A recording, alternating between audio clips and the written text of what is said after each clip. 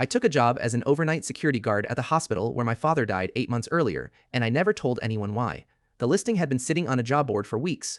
Overnight patrol, 3 nights on, 4 off, no experience required, will train. I read it maybe 40 times before I filled anything out. I told myself I was just curious about the schedule. I told myself I was between things and the pay was fine. I told myself a lot of things that fall. The truth is that I wanted to walk that hallway. I wanted to stand where I had stood at 4 in the morning, holding my father's hand while something down the corridor kept chiming and nobody came, and I wanted to see it with the lights on and my head clear. I don't know what I expected to find. I just knew I couldn't stop thinking about a red light above a doorway, and I thought that maybe if I saw it enough times it would stop meaning what it meant. My father was 71. He went in for something small. A blocked bile duct, a routine procedure, in and out in 2 days. That's what they told us. He was cracking jokes with the intake nurse. He asked her if the gown came in his size, or if he was going to have to hold it shut with dignity alone. She laughed. He was that kind of man. He made strangers feel like they'd known him a long time. He developed a complication on the second night. It happens.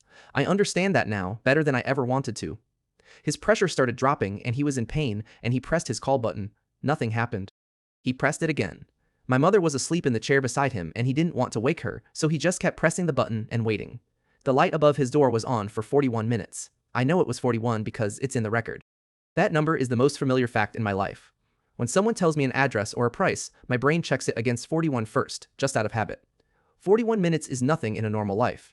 You can lose 41 minutes looking at your phone. 41 minutes was also the entire distance between my father being a man who was going home on Thursday and my father being a man who was not. They responded eventually. They did everything right once they got there, I'm told, and I have no reason to doubt it. It just didn't matter by then. The hospital's letter to my mother said they had conducted an internal review and found that the standard of care had been met. That's the phrase. The standard of care had been met. I read that sentence so many times the words came apart in my hands. We asked for a meeting.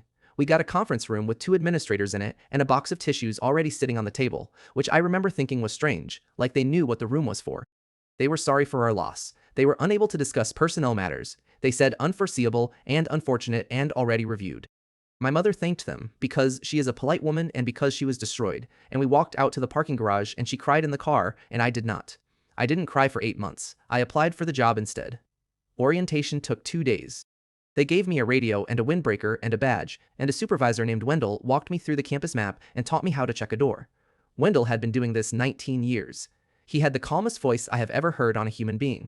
He said the whole job could be described in one sentence. Be where people can find you.